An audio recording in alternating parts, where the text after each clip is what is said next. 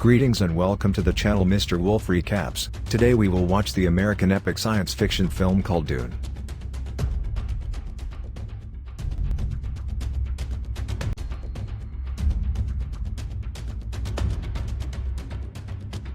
The movie Dune is set in the year 10,191. Humans have unfolded many secrets of the universe and to now travel from planet to planet. Different planets have turned into different nations and are governed by a single party-shot emperor named Shaddam Carino. The planets have houses with their respective dukes who in turn follow the orders of the Emperor Saddam. One such planet is called Arrakis. It is a harsh desert planet that is the only source of a rare substance called spice. Spice is a valuable substance that extends human vitality and is critical for interstellar travel. Hence Arrakis, despite its harsh conditions, is considered the most valuable planet in the known universe. Because of this, the noble houses are eager to rule the planet. At the beginning of the movie, a native of Arrakis named Chani narrates that they have been ruled by the noble House Harkonnen for a long time. The House Harkonnen is cruel to natives of Arrakis, but the poor natives cannot fight House Harkonnen, which is under the Emperor Saddam's control. Chani also says that one day all of a sudden House Harkonnen's troops leave Arrakis, but she is sure that the Emperor is going to send someone else to take their place and exploit their resources. The scene then changes to another planet named Caladan ruled by House Atreides. The Prince of Atreides Paul wakes up from a recurring dream. He has breakfast with his mother, Lady Jessica, who is also a member of an organization called the Bene Gesserit. Bene Gesserit is an exclusive sisterhood organization whose members have advanced physical and mental abilities. Hence, Jessica also has the power to manipulate people's minds. She has been training Paul on the organization's disciplines for a long time. Thus, Paul has powers to see the future and bears other unique powers that he has yet to discover. Paul's father Leto, who is also the Duke of House Atreides, has an important meeting with the personnel from the Lancer at the political body representing all the noble houses. In the evening, everyone in Atreides welcomes the VIPs, who have brought a note from the Emperor Shaddam himself. The Emperor, who has recently removed House Harkonnen from Caracas, wants Atreides to take Harkonnen's place. He wants Leto and his troops to be in charge of mining the spice from Arrakis. Duke Leto is apprehensive of the situation but follows the Emperor's orders. Whilst in the meeting, Jessica notices a member of the Bene Gesserit organization, Gaius Helen Mo. "Hi, I'm staring at Paul." The meeting ends when Leto marks a seal with his ring confirming that they will follow the orders and go to Arrakis. In the following scene, we see Atreides' troops preparing to leave for Arrakis. Among the troopers their bravest soldier named Duncan Idaho, who is also Paul's close friend. Paul has been getting visions about Duncan's death in Arrakis, which he is worried about. Duncan assures him that he will be fine and leaves for the planet to prepare for Paul and the family's arrival.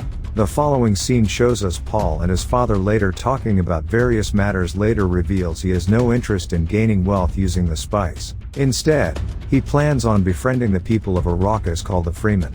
Unlike the former Duke Harkonnen, he plans to treat the freshmen with respect so they can be a valuable asset to Atreides. Later Paul and his associate Gurney Halleck practice a duel. They both have arrested devices that creates a layer of protective force around their body. Halleck is worried that they will be attacked by the jealous Harkonnen, so he asks Paul to be careful when they reach Arrakis. Elsewhere in the House of Harkonnen, the former ruler of Arrakis, Baron Harkonnen, and his rogue nephew Robbing talk about their last ship leaving Arrakis, leaving the planet to the Atreides. Robbing belittles the Emperor for taking them off Arrakis and handing it to the Atreides, but he is surprised when the Baron reveals that the Emperor is actually planning on the Atreides' downfall because he is jealous of their growing popularity. The Emperor's plan is to kill Leto and all his men while they are mining spice in Arrakis. Back on Caladan, Jessica wakes Paul up and takes him to a doctor to get his vitals checked. It turns out that the Reverend Mother Gaius Helen Mahayana has come to know of Paul's visions and wants to check if he is the one they have been waiting for.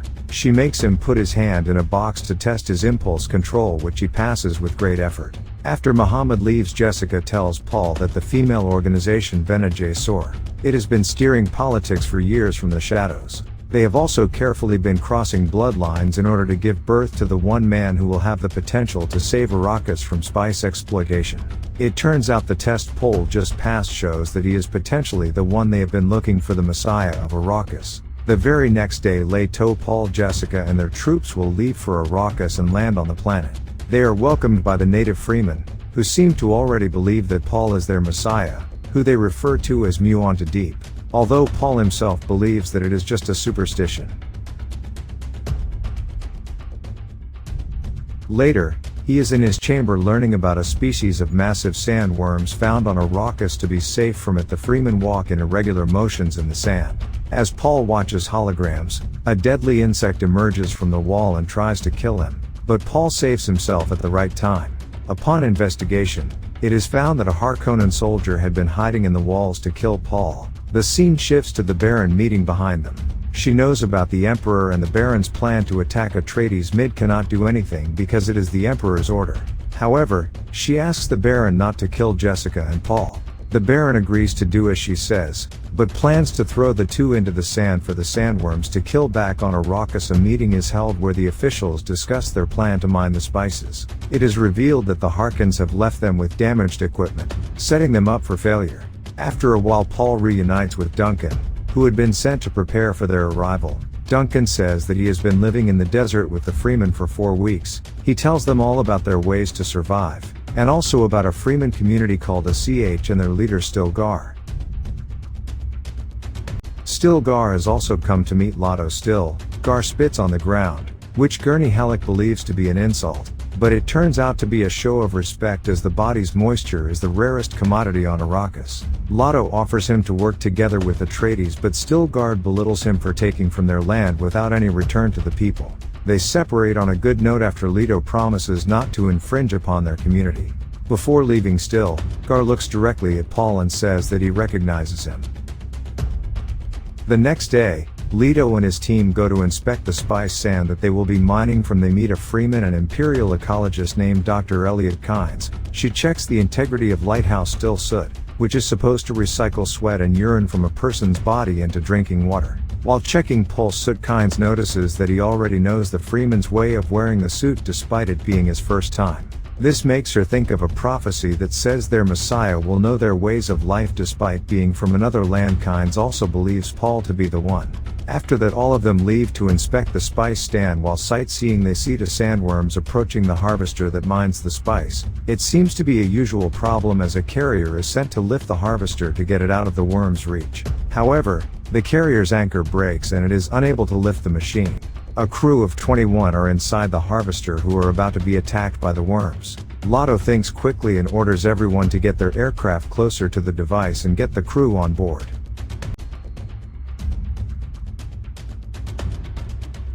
They land on the sand minutes before the worm attacks and manage to save the crew. However, Paul gets a whiff of the spice in the process and gets a vision. When he returns home, he is still dizzy and the doctor concludes it is an allergy. However, Paul claims that he saw a freeman girl in his vision and he knows it wasn't just an allergy. He also tells Jessica that she is pregnant, but Jessica dismisses it. The scene then shifts to the Imperial Army planet where a battalion is being prepared to attack Atreides and kill Leto and his family. They are called the Army of Sarkar, who are said to be the deadliest army in the known world. Back on Arrakis, the doctor brings Paul a medicine to help him with the allergies. But little does Paul know the doctor has made a deal with the Baron and the medicine will render Paul unconscious. Leto and Jessica are also given medicine for their sleep. Jessica takes it but Lotto doesn't. After a while, the army of Sidecar attacks. Leto wakes up and realizes what is happening, but before he can do anything, the doctor hits him with a dart that slowly makes him unconscious. Outside this article, Army wreaks havoc in the place, taking the Atreides army by surprise. Since this article has doubled in number and has several weapons, they soon overpower the Atreides, who have been made sitting ducks by the Emperor. At the same time, the doctor tells an injured Leto that the Baron has abducted his wife, so he had to do what he says. The doctor then takes off Plato's ring to give it to Paul. He also places a poisonous molar tooth in light of his jaw, saying that if he bites hard enough, the tooth will secrete poisonous gas and will kill everyone around him. This could be their only hope of taking down the Baron.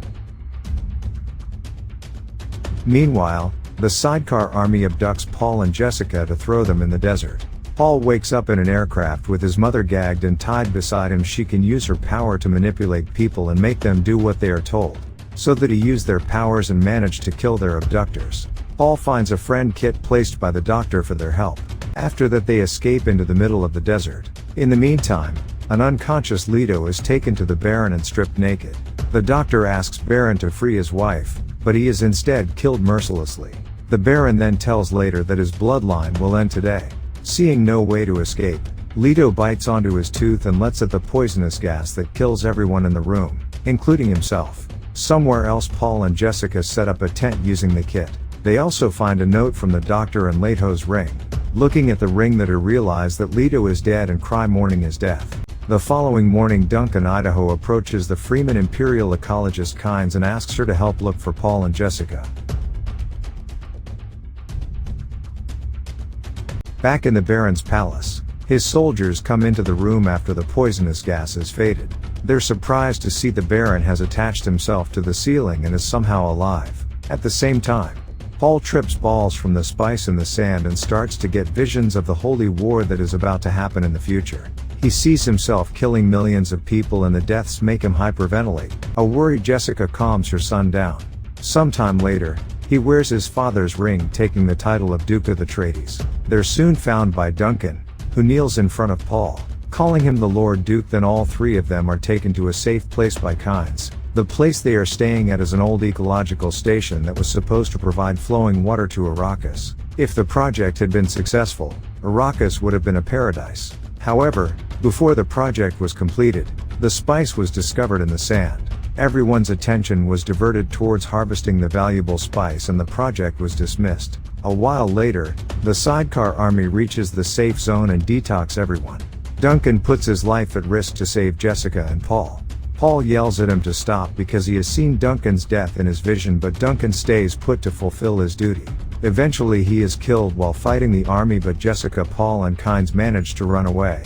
Jessica and Paul get on an aircraft that only holds 2 people. Meanwhile, Kynes asks them to head south to meet the Freemen who will help them in their cause. She plans to board an aircraft from another station. The mother and son fly away, but Kynes is soon caught by the sidecar soldiers. They're about to kill her when she makes it rhythmic thumping on the ground. The noise attracts a sandworm who devours all of them in a single bite. After that, Paul's aircraft is chased by 2 enemy aircraft. Paul sends their vehicle into an aggressive sandstorm, making their enemies believe that they are dead. In the following scene we see the Baron bathing in medicines to heal the injuries caused by the poisonous gas. His nephew Rabbit arrives and commends him on his Marlon Brando impression. He also tells him that Lotto and his bloodline are dead. Finally happy that his enemy house is destroyed, the Baron orders Rabbit to continue to harvest the spice and kill all the Freemen somewhere else. Paul and Jessica crash land in the desert but are safe. They change into their steel suits and begin looking for the Freemen to ask them for help.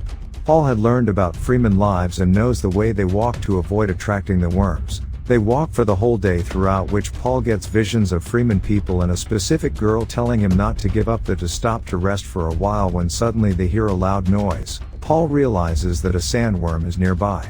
To save their lives, they start to run, only to be chased by the worm even faster. It emerges from the sand and is about to engulf the two but stops midway. Someone had set off a thumper to help them. Just then the leader of the Freemen, Stilgar, and his group surrounded them. It is soon revealed that they plan to kill Paul and Jessica for the fluid in their bodies. Stilgar stops his men, saying that Paul is the Messiah they were told about. The others do not believe him, saying that Paul has not yet proven himself, so he cannot be the Messiah.